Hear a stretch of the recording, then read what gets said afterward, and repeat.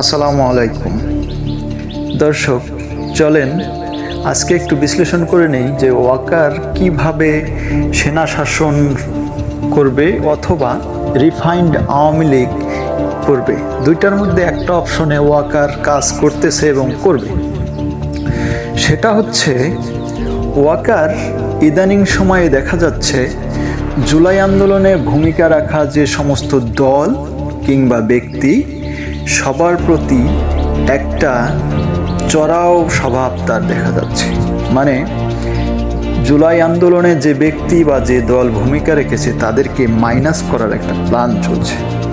Even দল হিসেবে যদি আপনি ধরেন বিএনপি, জামাত, চরমনাই, এনসিপি, হেফাজতে ইসলাম, সকল দলকেই একটু একটু কটু চোখে দেখা শুরু করছে।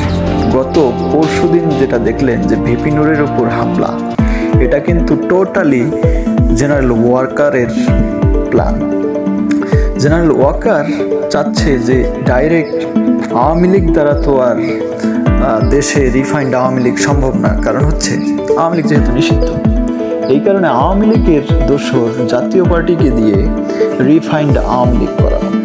তার কারণে যেটা খবর পেয়ে নূর, গোপন সংবাদের ভিত্তিতে নূর কিন্তু এটা বাধা প্রদান করতে গেছে এবং নূরের উপরে যে হামলা করা হবে এটাও কিন্তু জেনারেল ওয়াকার খুব ভালোভাবেই জানে।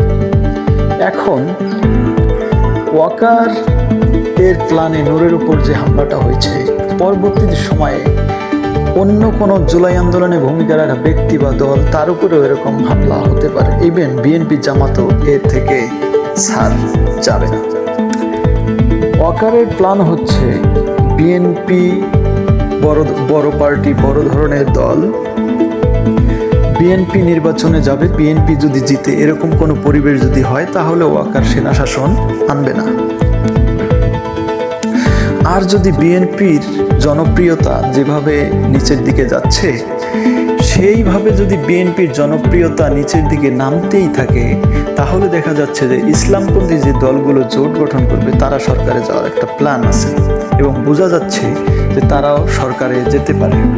এইখানে পশ্চিমা বিশ্ব এবং আমাদের পাশের দেশ যেটা মহাশত্রু, মহাবন্ধু নয়, সেটা হচ্ছে ভারত কিন্তু চাইবে না যে ইসলামিক কোনো দল বাংলাদেশে ক্ষমতায় আসুক এবং পশ্চিমা বিশ্বও চাইবে না যে আফগানিস্তানের মতো একটি ইসলামিক স্টেট বাংলাদেশ হয়ে উঠুক।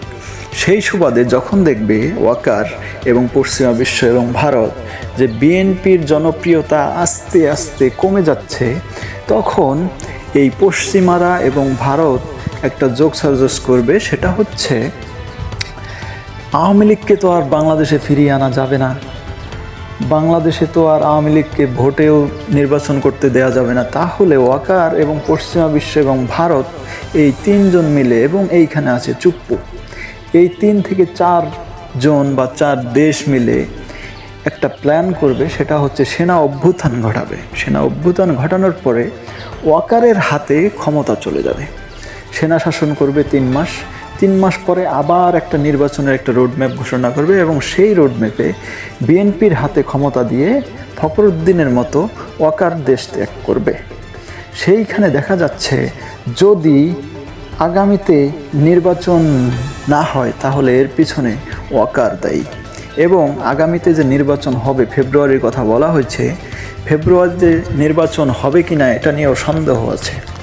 প্ল্যান হচ্ছে যে 2টা, ওয়াকারের প্ল্যান হচ্ছে 2টা। সেটা হচ্ছে রিফাইন্ড আওয়ামী লীগ জাতীয় পার্টির দ্বারা, জাতীয় পার্টির ব্যানারে আওয়ামী লীগ থাকবে, জাতীয় পার্টি নির্বাচনে আসবে এবং ব্যবধান হবে অনেক, 50 থেকে 60টা আসন জাতীয় পার্টি পাবে।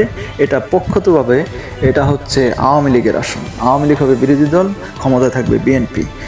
আর যদি রিফাইন্ড আওয়ামী লীগ জাতীয় পার্টি দ্বারা না হয় তাহলে ওয়াকার সেনা শাসন করবে এই দেশ এবং ওয়াকারই ক্ষমতা নিয়ে নেবে। আপনারা আমার কথা মিলে নেবেন। ধন্যবাদ। আসবো পরবর্তী কোনো এপিসোডে। ধন্যবাদ। আসসালামু আলাইকুম।